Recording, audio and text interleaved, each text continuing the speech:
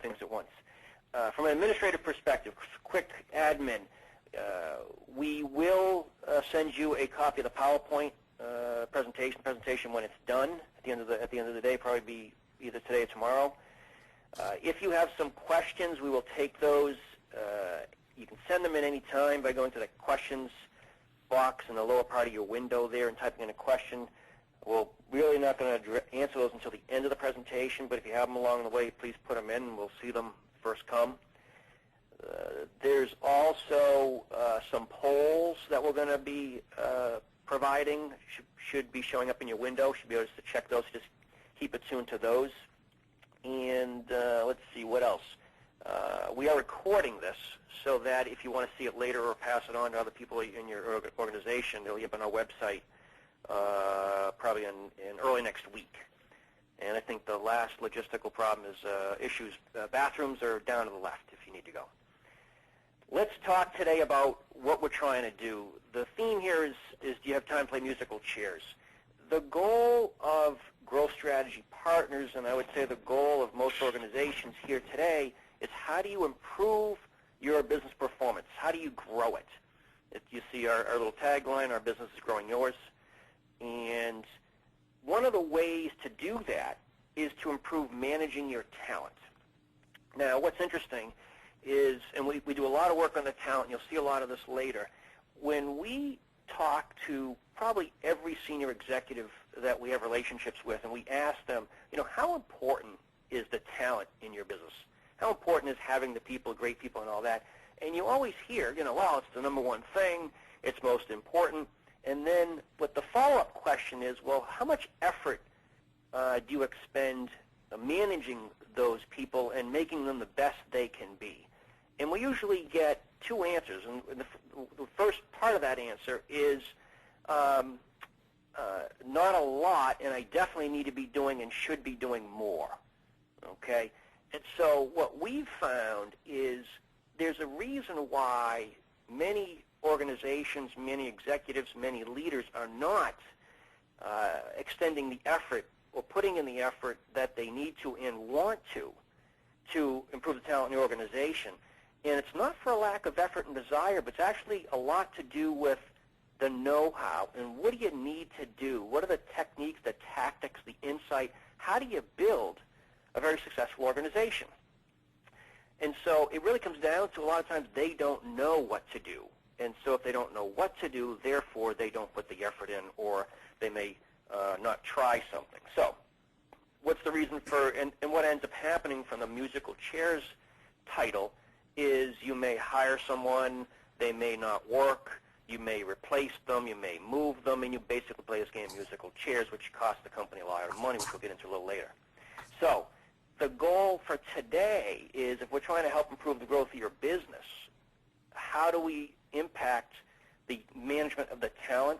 How do we build great talent in your business? How do we help you do that? And we're going to hopefully share with you some insights, some tools, some techniques that we've learned, that we've researched and applied and developed to help make it easier for you to improve the talent management and the success of your business, but through that talent management. Now, the one caveat that I'm going to start with, and I'm going to share with you right now, one of the themes that Growth Strategy Partners uses a lot is it's not what you know, it's what you do about it. So you're going to learn some things today. We hope you're going to learn some things today, but you got to act on it. And this is going to go back to all the other priorities on your list, and where does the talent management play in that? And hopefully at the end of today, we'll show you how important it is, how costly it is if you don't do it right, and the huge, huge benefits of doing it correctly. So with that said, let me introduce to you the team of presenters today. Lovely pictures, myself on the far left, Chris DeCenzo, as I said, Managing Partner, Growth Strategy Partners. I've been working in industry for over 25 years, spent a lot of years in industry, did the MBA thing, and then joined the consulting world. And the consulting relationships have gone from Grant Thornton to PricewaterhouseCoopers. Spent some time in Bayer Diagnostic, a medical device side. Actually spent some years with Inc. magazine, small business publication, building their consulting practice, and then got this wacky idea in 2003 that I could do a better job helping business owners be more successful with their business, and founded Growth Strategy Partners. I'm going to pass it over to my two partners, Nancy and Richard. Nancy? Hey, thanks, Chris. Well, it's really great to have such a good audience today. I recognize so many familiar names, and so I'm imagining you in front of me as we talk today. My business background is a little different than Chris's. I have over 30 years experience in industry, helping businesses grow, fast growth kind of companies. I've done turnarounds, and I've also started 2 companies from scratch. So I've been an entrepreneur as well. And what I found that's been so helpful about that is I learned really early in my career that without the talent, you really can't grow the business. So if you're a fast growth company, you have to keep constantly feeding new skills to the existing people you have and bringing in additional talent. And if you're a small company like a startup, those first early hires are just so critically important. I work with a variety of small to mid-sized companies in different industries, helping them with growth assessments, with strategic planning, with organizational and talent assessments, and with all types of coaching, business coaching as well as leadership coaching and leadership and sales training. So I have a pretty broad background in terms of how I work with companies, but my background is all about growth. Richard? And I'm Richard Zahn, come to you from the heartland of America, representing the Midwest part of the country. My background is kind of in 3 phases. I originally came from the financial services world of commercial banking and investment banking. And then similar to Nancy, I had grown up in an entrepreneurial family, set out on a journey to be an entrepreneur, and I have run 3 different entrepreneurial companies, one of which was a startup that was a brainchild of a friend of mine, and I successfully exited those.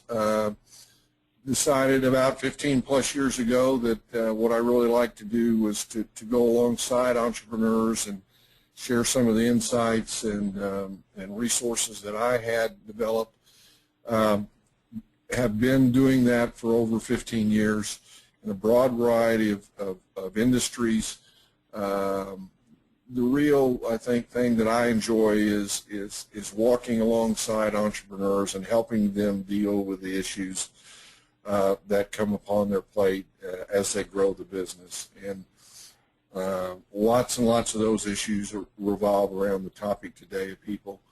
I had the good fortune to meet Chris years ago when he was at Inc. and I was part of the Inc. team, and we've enjoyed working with each other since then. We appreciate your time today. And as you'll hear the 3 of us, I hope you'll be able to pick up Nancy's voice as a differentiator. Yeah. And to help you with Richard, you'll know, Richard's talking as he's got that southern accent. So that's how you can tell between Richard and I. Let me tell you real quickly about Growth Strategy Partners. I see most attendees are very familiar with us.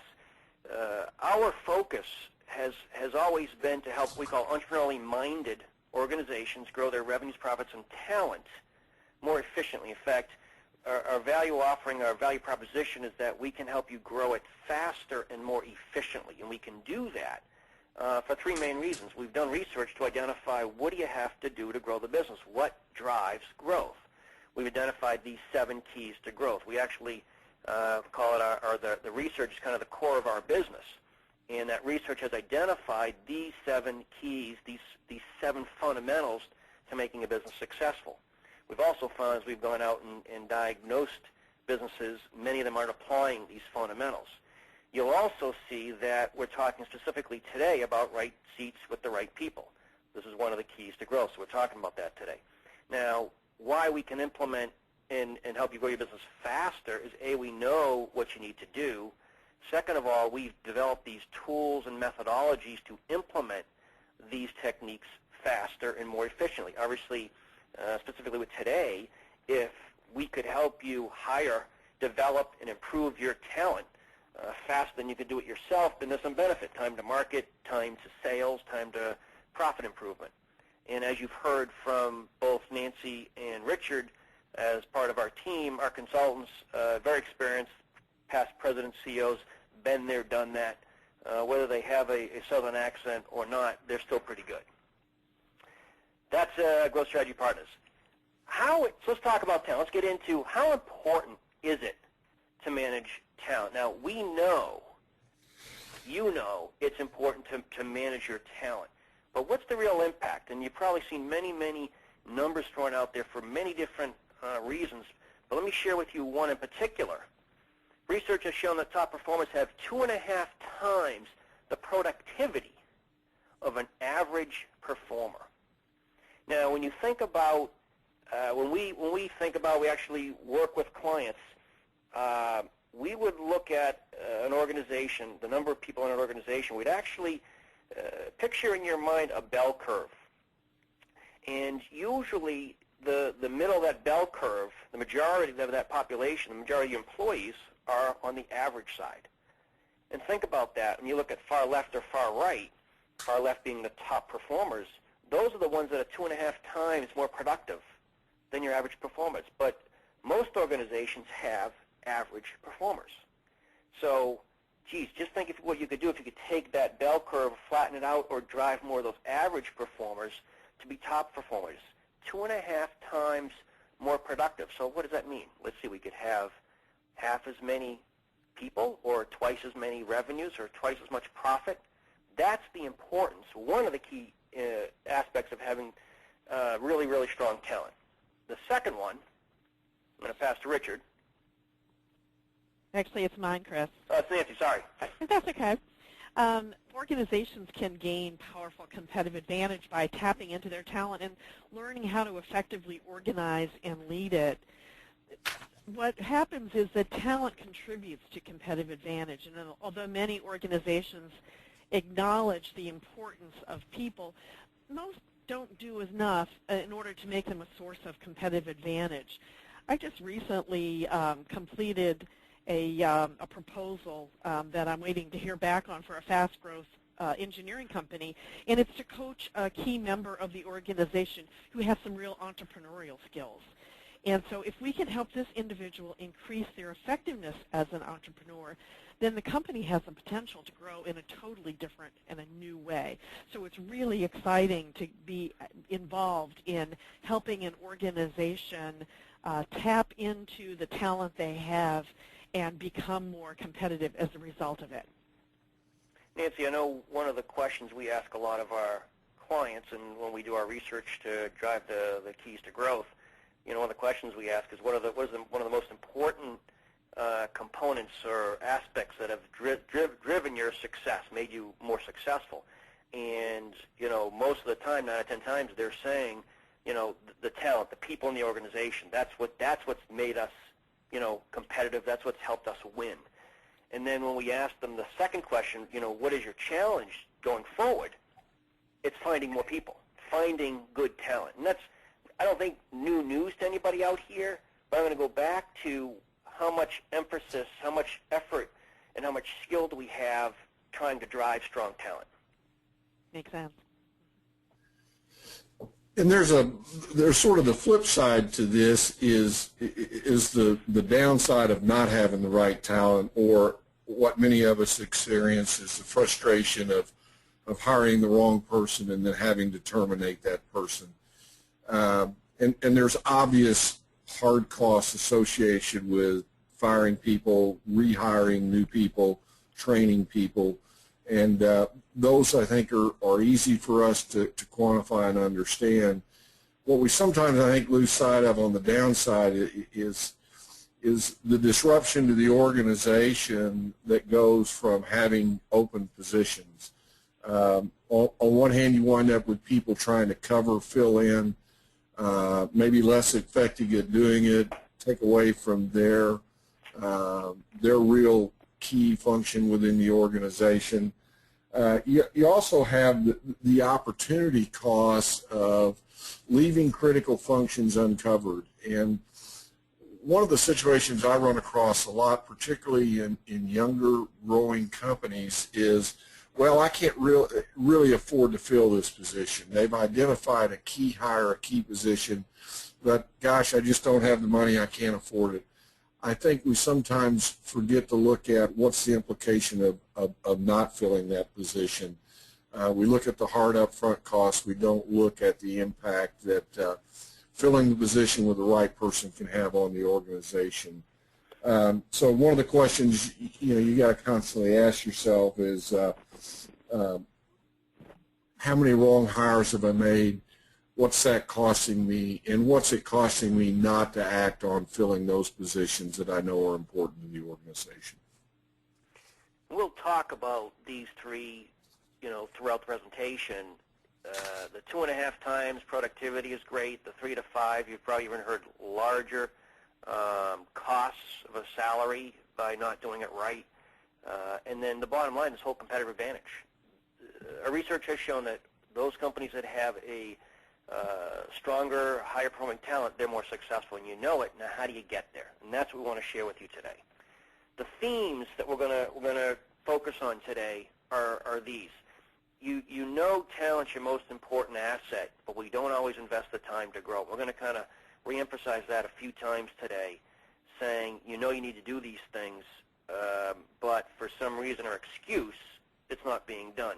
Hopefully we can give you some tools to say, geez, I didn't know how to do a good review, I didn't know how to do a good hire, or I didn't know how to evaluate them, and now with a tool I can go do that. So hopefully going to eliminate at least the time issue, the challenge issue. There is a science to hiring and developing talent. There's some art, but there's a science to this. I talk about this. This isn't. I know love when I see it. There's a science to hiring and developing talent. We're going to show you what that is. If you don't invest in the talent, your growth will be self-limiting. You know that if you don't have the right people in the organization, whether it be salespeople, financial people, operational people, if you don't invest, keyword being invest in that talent, the growth's not going to come through. Here's a big thing, and I said it at the beginning, it's not what you know, it's what you do. But if you don't know what to do or you don't know how to do it, ask for some help. Too often we find leaders, they don't know what to do, and whether it be ego or not wanting to show that they don't know, don't ask. We're not even just talking about asking consultants. We're talking about asking peers, asking other executives. This is the whole, I'm not going to ask a question in the audience because I'm the only one that's thinking it, and everyone knows that there's 10 other people asking thinking the same question. This goes back to if you don't know, if you know what to do but you have to act on it. If you don't know what to do, you're not sure, ask for some help. And it could be us, it could be other consultants, other experts in the area, but ask for help, and as you'll see with this 2.5 times multiple in the cost, there's a huge, huge benefit to doing it right. So what we're going to do actually is I'm going to start. We got a few polls today. We're going to start with our first poll, and the first poll is going to ask you this: what are the challenges that you're having building a winning team? So what I'd like you to do is to click on an answer in terms of what are the challenges you're having building a winning team. I'm going to give just a few minutes here, not even a few minutes, less than a minute. And I see some answers coming through. 14% voted. Oh, there's going up quick. Good. Everyone's awake. That is good to hear. So you're looking at answers between, I don't know how to assess my employees. I've got the relatives. I see, we've seen a bunch of family businesses in the audience today, so that's great. How do you deal with the relatives? Uncle Charlie and Aunt Audrey. Just about everybody here voted, which is great. And what I'm going to do is I'm going to close the poll in like 10 seconds, and then I'm going to present it to you, and we'll talk a little about these answers. Great. Just about everybody does. So I'm going to close it, and let me share this with you. So close the poll and share the poll.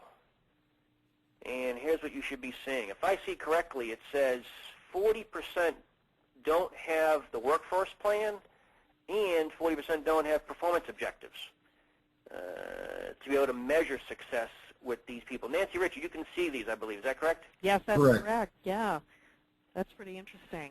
And then the other three answers, it looks like they're fairly even in terms of how popular they were. This was one of those situations, of course, where we allowed multiple answers, so people have more than one challenge that they're facing.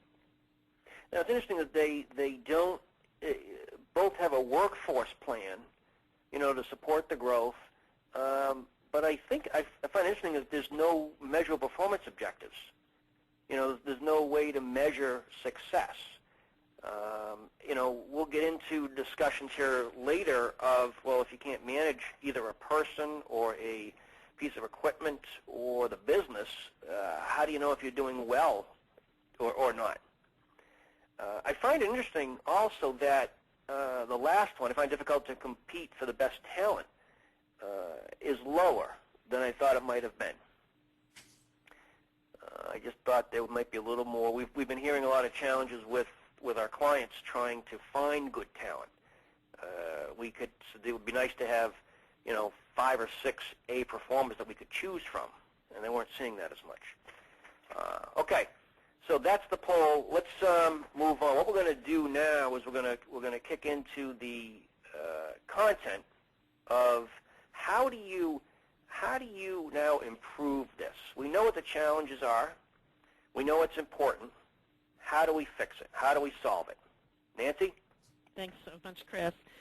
Yes, there are 5 keys to building talent, and the business model that you should be seeing on your screen, there it is, indicates there are 5 different things to pay attention to. This is the talent development model that we use at Growth Strategy Partners. The first one has to do with organizational strategy, and of course, organizational strategy is the driver for building a winning talent team, so that first of all, what the strategy is for the organization. If you know you're going into a different kind of business, you've got to make sure that you have the right kind of talent for that. The second one is, what are the right seats? What kind of talent do you need to have, and at what level within the organization? And then thirdly, after you've figured out what the right seats are, who are the right people?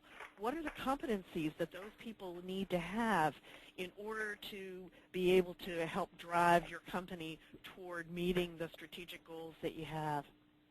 Number 4 is all about setting specific individual goals and having performance reviews so that you're able to evaluate the work that your people are doing and you're able to pay them for their performance. And then step 5, of course, is staff development. Because as people come into your company, and especially if your company either is growing or wants to grow, you need to have a continuous growth of the skill sets of your talent, so they're constantly learning new things.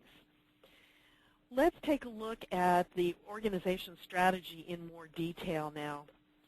Before you can design your organization structure, you need to determine where the business is going. So you really should have gone through a strategic planning exercise where you're setting strategic goals, you're identifying the strategies or the how you're going to get there, and then you broaden that by saying, here are the specific steps we're going to take in creating the growth plans that will help you get there. And from that strategy, the organizational structure will flow. It will help you determine how big your organization needs to be, because as your company grows, you may need to add more of those kinds of positions that are, that are multiples to help you accomplish. Let's say if you're a manufacturing firm, you're going to need more folks in manufacturing or more folks in customer service or order processing, whatever the case may be. That strategy will help you determine what the growth rate needs to be. Are you going to be growing slowly, or are you going to be doubling in size relatively quickly?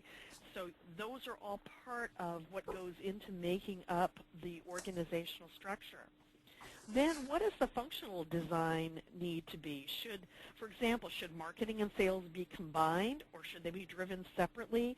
What are some of the issues? What are some of the trade-offs that you would make depending on how you look at your organization chart? What kind of channels of distribution do you need for your products and services that you're providing? and what kind of role needs to be played by new products or new business opportunities. Will you be able to grow your business from what you're already doing, or are you going to have to go after some new markets or some new products in order to grow? One of the key requirements of a great growth plan is to understand your company's method of competition, because that's what sets the strategic direction for your firm. In this slide, what we have are the three methods of competition, and this is work that was done by Michael Tracy and Fred Wertheimer in The Discipline of Market Leaders. Maybe some of you have read that book and you know how foundational it was for strategy development. But let's take a look at each one of these just real quickly. Product leadership. Companies that excel at product leadership are those that focus on developing a continuous stream of innovative and leading-edge types of products and services. They develop new products that make their own products obsolete before the competition does. And the customers come to them because of the unique products they offer. Now remember, the thought here is you want to be great at one of these and good at the other two. So product leadership companies would be great at product leadership, but they'd also be good at customer intimacy and operational excellence. Companies that excel at customer intimacy are tailoring or customizing their products for a niche or a select customer base. These are companies that are highly customized, or they have configured products or services that meet particular needs of their customers. And they focus on kind of over-satisfying those customer requests. Often I find my clients who are customer intimate companies, they focus on becoming a strategic partner with their customers or a trusted advisor. And then the third method of competition is operational excellence, and these are companies that are leaders in price and convenience. They're really easy to do business with, like Amazon, and they have a low delivery cost. So these are the folks with the lean operations, minimal overhead, kind of me-too products, not particularly innovative, and figuring on meeting the customer's needs for delivering standard products or services. But each one of these things is something that if you haven't already done method of competition, you need to understand and think about what does your company need to be great at in order to win more business, and what do you need to be good at. And by the way, one of the best ways to find out is to ask your customers. Ask us. Or ask us, right. Sorry. But I think asking your customers, I think for some companies, is a real eye-opener, because when they go out and talk to their customers, they find out, well, gee, we thought we were customer intimate, but it turns out our customers care more about operational excellence. So it is important to get that feedback from the customer. Next, I want to talk about defining the right seats. That's section 2 of our business talent development model, if you will. And as you can see from the organizational structure that we're putting here, I've given you just kind of a general outline of what an organization org chart might look like. Remember, we said that strategy drives structure, and that the method of competition can impact your organizational structure in the right seats. So for example, if this was an operational excellent company, you would expect operations to be a very key role, and you expect to see a very strong organization supporting that top position. On the other hand, if the client company or if your company had selected customer intimacy as what you wanted to be great at, then you might expect to see sales or sales and customer service as being the part of the company that was really more fully developed. And of course, if you're a product leadership company, you would expect to see product development organization. And what this does is it helps you kind of think through what level of talent do you need given where you're trying to take your company and what your method of competition is likely to be. Let's take a look at an interesting tool. Nancy, could I just, for 1 second before we move on? Sure. This is something that we've seen many owners, presidents, leaders understand, but maybe miss the point of Well, if we're going to compete by being product leader or customer or operational excellence, that the depth in the organization, the strength, needs to come in that area. And what we've also found is that take some organizations that have been started. Most of us, the entrepreneur or the parents, grandparents may have started something, and it may have started off as a product-driven organization, and over the years, decades, it has transformed from a product leader and operations business. It starts shifting. And we've worked with 2 companies in the last 2 years where they started off being product leaders or operational excellence and made a switch. Yes. So the point here is it's almost a continuous evaluation. Where are we? How do we compete? And if you don't understand how you compete, then you can't build the the strong organization. And I bring that up also because Nancy and Richard, because of the poll we said, 40% of them don't have a good workforce plan. So it kind of almost starts you, doesn't it? Yeah, no, absolutely. And, I think also this market that we've just been going through has caused a lot of organizations to have to shift from, customer intimacy more toward building their strengths in operational excellence so that they become a greater low-cost producer. Otherwise, it's tough for them to compete unless they have something that's really unique. So I think that's a good point. You do have to constantly evaluate it, and certainly talking to your customers is a great way to find out. Yeah, and Chris, just to underscore what you and Nancy said, because I see this a lot, and maybe it's another theme we should have for the day. This whole area of talent management, it's not a one-time decision. You don't figure out the structure once. You don't figure out the right seats once. What got you here may not be what's going to get you to the next level. And I think sometimes we get complacent, we get busy, and we don't force ourselves to go through the process to really go back and say, what is the key driver for success, and what are the implications of that through the organization? And so just to underscore the theme that this isn't a one-time exercise, and as the leader of an organization, I would argue it's as important as anything you will spend time on. Yeah, that's a good point, Richard. I want to show this tool that we've developed. It's the Right Seats Gap Analysis. And this is a sample of a small company. You can certainly tell by looking at the detail of it. But this is a tool that you can use to help you determine the structure you need. So as you look at the left-hand column, you're looking at what are the various functions that are relevant to your company that are important to drive your strategy. The middle column is what's the status. In other words, how is that being staffed now? In the case of this small company, they have a part-time sales effort by the president, and then they have 2 full-time inside sales reps, okay? And then the right-hand column is about issues. So what needs to be improved or considered? So in this case, they need more time by the president, and they need better training for the reps. So, this is just a framework to enable a company to take a look at what they have in terms of their functions, how well it's working, and what they need to do. And, of course, if you look at those 2 top boxes, sales and marketing, you look at the fact that marketing's not even being done, and unfortunately no one has the time or the skills, so they need a resource.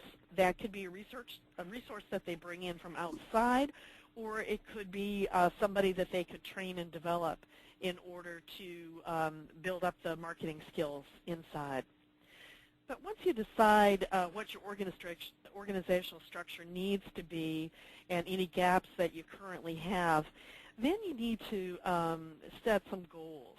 And here's an example of some key goals that were set for a sales management position. For example, the key goals in this case were 70% of this individual's time needs to be spent on generating new customer sales dollars and sales management. So in order to establish those key goals, you need to identify the roles and responsibilities for each position. Think about why that job exists. And in this case, of course, it's to attract new customers and to manage the sales force. and then project what percent of the time is needed for each role and set the specific responsibilities and goals for the position. So this sales manager needs to spend 70% of his or her time on the new customer sales and sales management. We're looking for 1 new customer a month. We're looking for 1.75 million in revenue, and we're looking for that person to coach and manage the sales team. And then in addition to that, there's some 20% of the time would be the development of strategic customer targets and sales, update the marketing material and the website, etc. So you get the idea. Chris, I think now would be a good time for us to show them your parking lot exercise, which I just think is so cool, and I think people will really enjoy seeing it. Well, I'll do that. I want to make one comment on this slide, only because it happened to me yesterday, where an associate sent me looking to hire a new position, and they said, "Hey, Chris, do you know anybody that might be looking?" And I said, "Well, send me the job description," is the term people use, and they sent it to me, and it looked like every job description I've seen before, which was at the top it said, maybe name of the title, reports to. And then down below it said, responsibilities. And it had a bulleted list of 15 to 25 things that this person needed to do. And then below that was a list of the skills required and graduate degree and so forth like that. The point here is that, and the question I asked was, what are they really responsible for doing? What are they trying to accomplish? And because it was just a list, it wasn't defined. What was the priority? The point here, and I bring this up because 40% said they don't have any measurable performance objectives. Establishing key goals and defining quantifiably is 70%. What do they need to do? 70% of this is a sales manager's position, was to get 1.75 million in revenue and 1 new customer a month. So think about that when you're putting your setting goals, not just the job description, but the goals. Let me show you this parking lot exercise. I'm going to give you a real quick one on this. The thinking is this. We're still in the seats and trying to define the seats in the business. And how can you define you have the right seats? And so what you do is the virtual exercise, you take everybody in your business and you stick them in the parking lot. Now, it's a metaphor. It's just done mentally, not physically. And then across the top, you look at the key positions in the business, head of operations, finance, sales, HR, and so forth.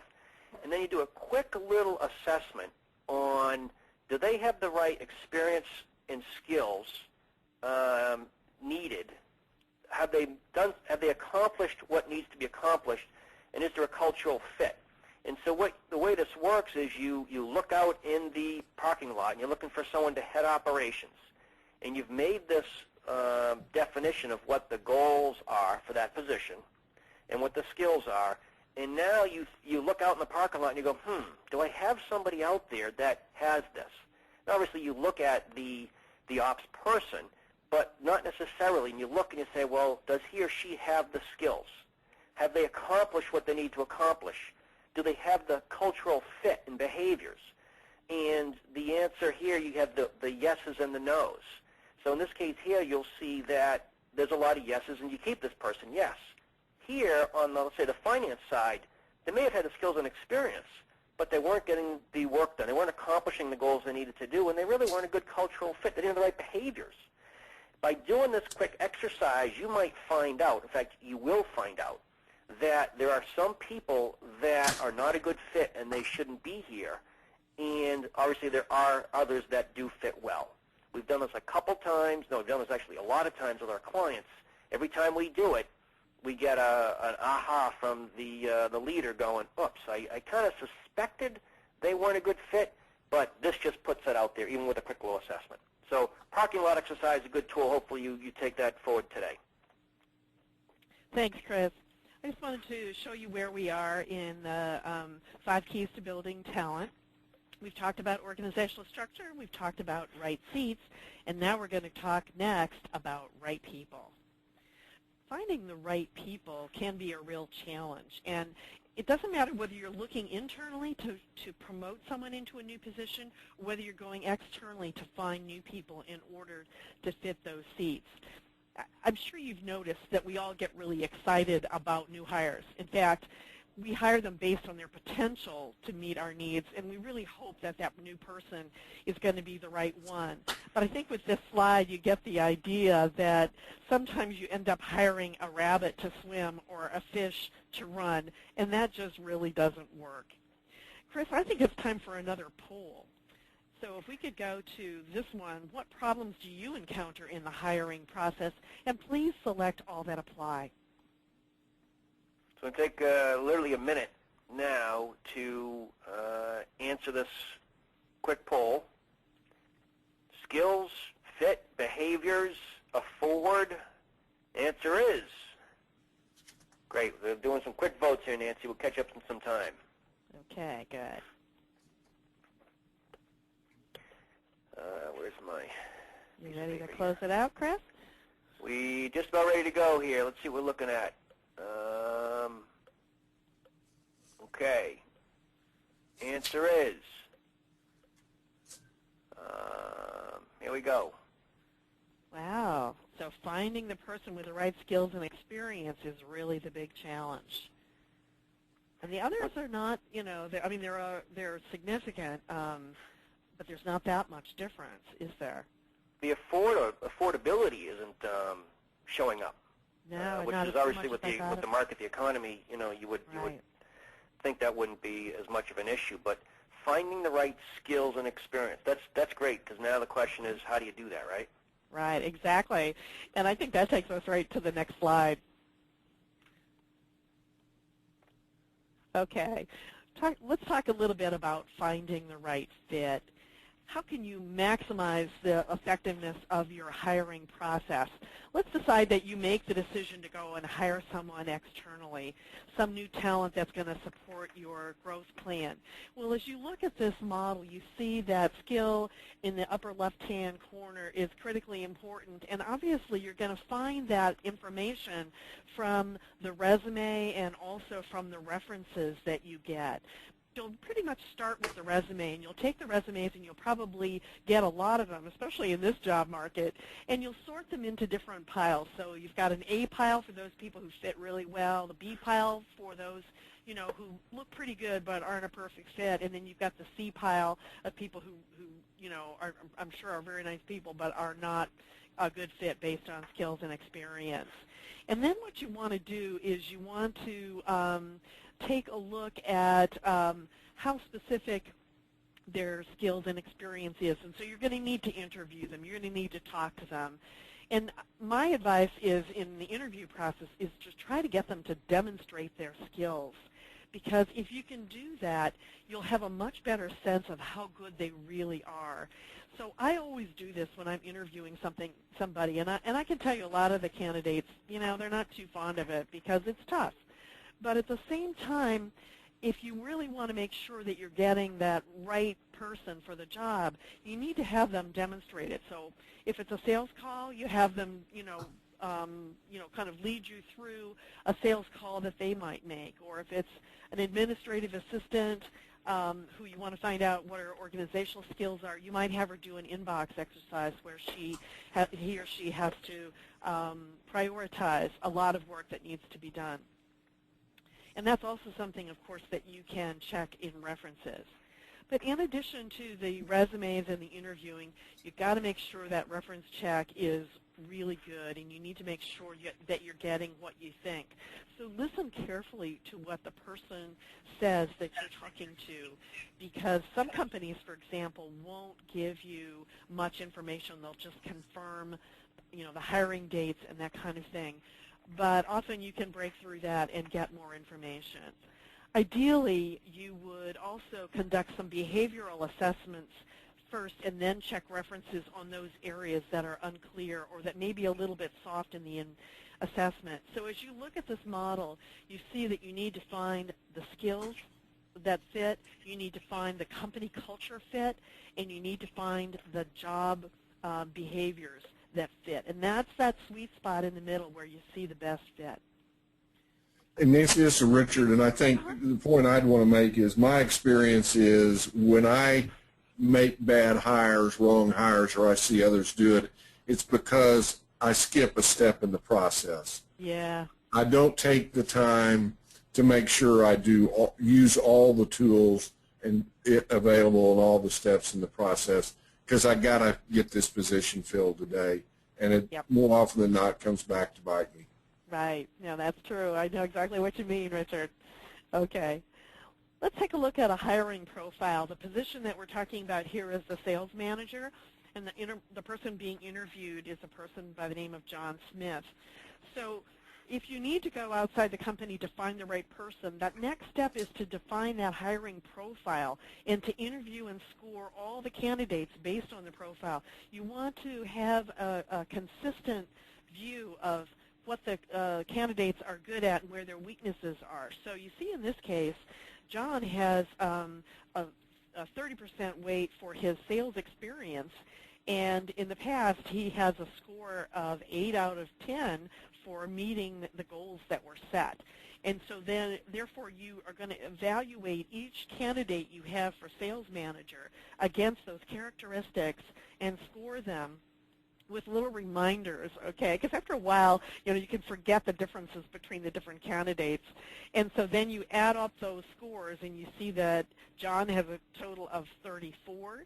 And is he eligible for hire? The decision here is yes, he is eligible for hire. And this is a really good way for you to make that kind of determination. Once you think you've found a strong candidate, it's often time for another look. And Chris, I know you've done a lot of work with Profiles XT, and why don't you maybe share with them about behavioral assessments? Behavioral assessments are tools. We actually don't find a lot of organizations using those that do it very successful at it. And what they are, it's not this personality profile. It's behavioral profile. It's what they call a predictive job fit tool. And actually, according to Profiles International, which is where we get most of our assessments, it improves the hiring success from 26% to 75%, because it's addressing these cognitive, occupational, and behavioral traits that you usually can't pick up in an interview. Even very, very, very good interviewers cannot dig down and identify behavioral traits, especially when you're looking to hire a salesperson and you're asking them the questions: are you aggressive? Are you a good hunter? Are you good with interpersonal skills? And of course they're going to say yes. They're salespeople. So how do you weed out, or how do you take that level of detail to get the right person, and back to what we were showing earlier, the right fit? Use this tool called behavioral assessment. This is just a quick sample of what they call the PXT. It's done by Profiles International. And by creating a basic profile of what the position needs are, what does the position need to do, and then giving, it's like a 40-question assessment to the candidate. It helps them, it gives a score as to, first, overall, is there a match between the job and the individual's skills and behaviors, but what about, their thinking style? How's the match? What about the behavioral traits? And you can see, social ability, energy level. How often do you look at energy level? We actually just used this and got a candidate who had a very low energy level. And it helped us understand, or first of all, ask the candidate why, and how do we manage that? So this is a tool we've used. We've actually used it successfully many, many times. In one case, we used it to weed out a candidate after they've gone through 3 rounds of interviews, and it put a flag up that we dug into. In the second case, we used it. It identified a flag, but it just helped us confirm we knew what this issue was, and we could manage this characteristics with this new candidate as they join the company. Very, very, very successful tools. If you're not using behavioral assessments, they're very inexpensive. They're well worth the money. We basically say with our clients at the executive level, this is not negotiable with us. You have to use them if you're going to work with us to build your leadership team. And I know there's some people on the call here, some clients that have used them and continue to use them, and they're very, very successful. So look at behavioral assessments. Hey, thanks, Chris. Well, once you found that right person and you brought them on board, you still need to ensure that they're well launched for success. And the way you do that is by setting goals and reviewing their performance on a regular basis. Here is an example of a sales person that we hired to hunt for the new customers. And notice, here are those sales goals, those specific goals that were set that the individual needs to hit in order to be successful. And of course, it's too early for results right now, but we'll expect to see results in a fairly short period of time. Chris, do we have time to do another poll, do you think? We've got 2 more left, Nancy. I'm going to suggest we skip this one just because of time, and we can pick up the next one. Is that okay? That's fine. I think that last one is the more important of the 2, so we'll prioritize that way. How's that? Go for it. Okay. Good. Well, we've probably all seen performance reviews that only provide generalities, and what it means is it leaves the person being reviewed sometimes more convinced about what they need, more confused about what they need to do and to excel at their job. The example that we have here lists 6 measurable goals, and in a simple way, it provides measurement against those results. This particular manager, as well as the individual, get clarity about what is expected in that job. So again, the number of new customers per week, and the number of new customers, not per week, okay, and the results were 2 new ones. The number of proposals sent, and the goal was 1 per week, and so you can see the results there. And so what this does is it's much fairer to employees if you provide this kind of clarity about their performance.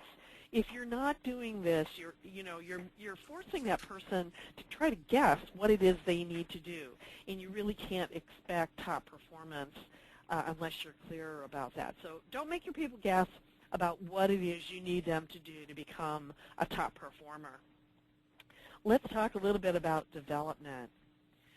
Employees need continual development to keep up with those changing demands of the marketplace and also with the company's growth.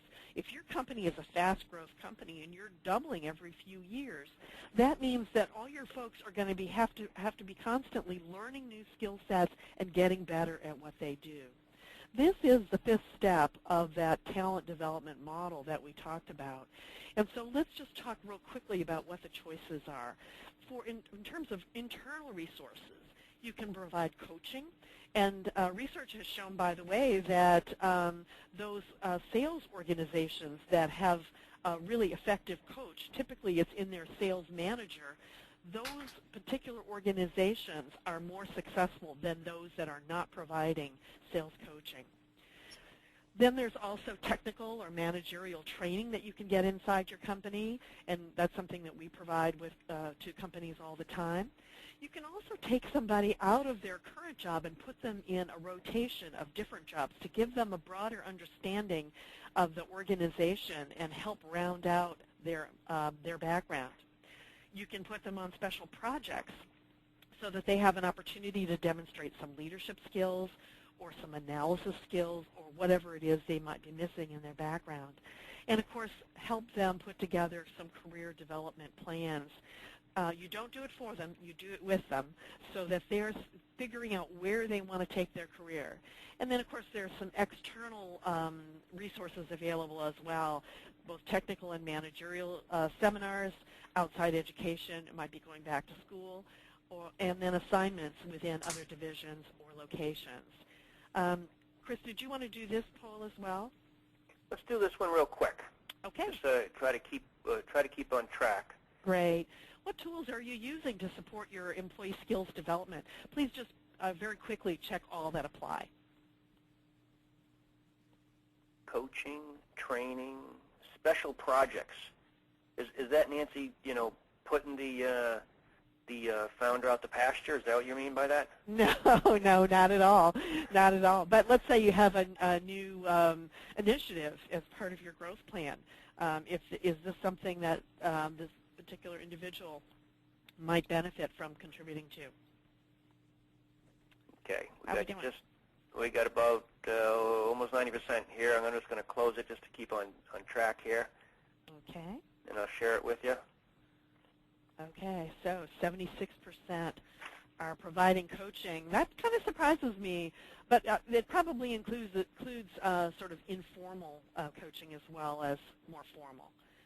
But that's good to see because that's really kind of just-in-time training. And then, of course, training is next, and that's excellent as well. I'd sure like to see that career development plans come up a bit, but it's kind of hard to do sometimes when you're whether they translate busy. coaching into, Mary, you're not getting the job done. Yeah. That coaching. All right. Okay. Let's take a look at the next slide if we could. All right. We hope that today's seminar has provoked you to think differently about your organization. But if it hasn't, here's some key questions that I think you need to think about. These are things to discuss with your key staff. And as you find ways to improve your organization and its talent, you're going to provide greater support for growth. So how has your organization how has your strategy driven your organizational structure? What seats might need to be added or changed and why? What core competencies are needed to support your strategies? And then which assessments will help you develop your leadership team? We showed you an example of one that we value a lot. And does your development plan support the strategic growth of your business? Do you have development plans for all the key individuals, and do they know what it is they need to do in order to get ahead? Chris, can we take a look at the next one? Okay. This is kind of where it all comes together, and it gets right down to what is the value of having the right people in the right seats. Top performers, we said earlier, produce 2.5 times better results than average performers, and that's just because they're more productive. So let's take a look at a couple of examples. Example one is about sales. If you have an average salesperson who sells $500,000, okay, the top salesperson is selling $1.25 million. And that's 2.5 times what your average salesperson does. Now, obviously, you'd like to have more of those top salespeople than the average salespeople. Example two, the average CSR, customer service rep, processes maybe 5 orders per hour.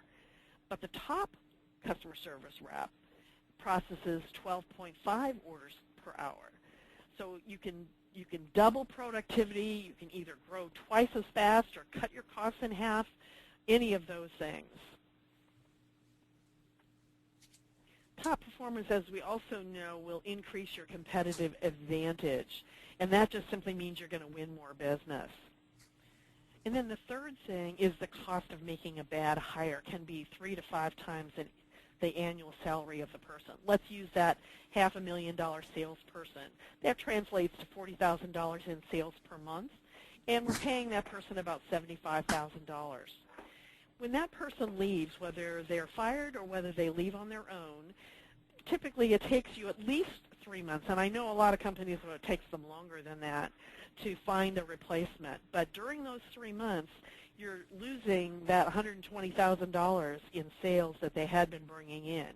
So then you bring in a new person, and it takes them at least 3 months. And again, I've seen many situations where the new person, it takes them longer than 3 months to get up to speed. So you've got that delay after they're hired in bringing in another $120,000. So the total cost in just hard dollars is $240,000, and that is more than 3 times that annual salary of $75,000. So we can see here there's obviously a very hard cost in getting the right people in the right seats and building that talent. That's right. This is just 2 examples with increased productivity and reducing bad hires. So, but as Richard said right up front, there's a lot of soft costs too. So there's a lot of what soft happens costs, when right? When that position's open, and people scrambling trying to cover accounts, that kind of thing, you can see where it could be a challenge. So we're going to wrap up here real quickly. You want to end with just these 2 slides. The first question is really to you, to everybody here, is what are you going to do about it? As we talked about earlier, there's many things that need to be done to build a very highly proficient and successful organization. Hopefully we've shared with you some insights on some tools, some techniques, some process We didn't get in. We got a little into identifying the people that need to be looked at, that parking lot exercise, some of the skills and competencies. We talked about behavioral assessments as a tool you can use even right now, not just with new hires, but existing people. And here you've got a list of some things to do between planning, which we said 40% of you said is the biggest challenge, to identifying the right seats, hiring the right skills, using some new approaches, and career development plans. I think our point is you need to do something about it. What are you going to do about this? And we're going to offer you the one sales pitch in our presentation is that we actually have a high-level talent assessment that might be able to help you get started. The goal here for us isn't necessarily to sell a lot of work, but to help you build that talent, build the right organization to help you be successful. As we showed you earlier with the 7 keys to growth, talent is one of the keys to this. So we've built this talent assessment to help you identify how to improve your performance to those 5 keys to building talent and be able to select, evaluate how select leaders in your business perform to 5 competencies. And so we've got an approach where there's some surveys that are completed, both by the president and select people in the organization. We conduct some interviews and create a final report. Now, you'll see the recommendations, what you'll get on how to improve hiring, developing, and managing the performance of your people. You get some ratings to these 5 keys and a scorecard relative to the right people, right seats, and strategic planning. Now, this is something that we would usually charge $2,500 for, kind of a special offer. If you engage us, or at least say you'd like to engage us in the next 2 weeks, it'll be $995. That's really our only sales pitch, but the goal here is to help you get started. If you want a quick overview and a quick assessment to understand, okay, where do we start? What do we need to do? This is one way we can help you. Now, I'm going to end on this slide because we are at time and actually a little over time, so I apologize for that. The themes today were that talent is very important and we need to manage it, but you need to invest time to do that. Now, we hopefully shared with you some of the science behind hiring, developing, improving the performance of your talent through some of the tools, some of the assessments, the parking lot exercise, some of the job profiles, not job descriptions. That's just a piece of some of the best practices that are out there. But number 3, if you don't invest in doing this, your growth will be self-limiting. You need to invest in it. And if you don't know what to do, ask for some help. If you want help for us or insights from us, here's our contact information. We ask you to give us a call. I see there's some questions we received, Nancy Richard, but because of time, what I'm going to do is ask that we just answer those offline. So we'll contact anybody that has submitted a question through the questions. Okay. I thank you. Go ahead, Nancy. That sounds great, and I really appreciate everybody's staying with us, and hope you found this really helpful and useful in organizing organizing your company for growth and building that winning team. If you have more questions, here's our contact information. You should see the presentation probably by tomorrow. Thank you. Have a good week and a good weekend.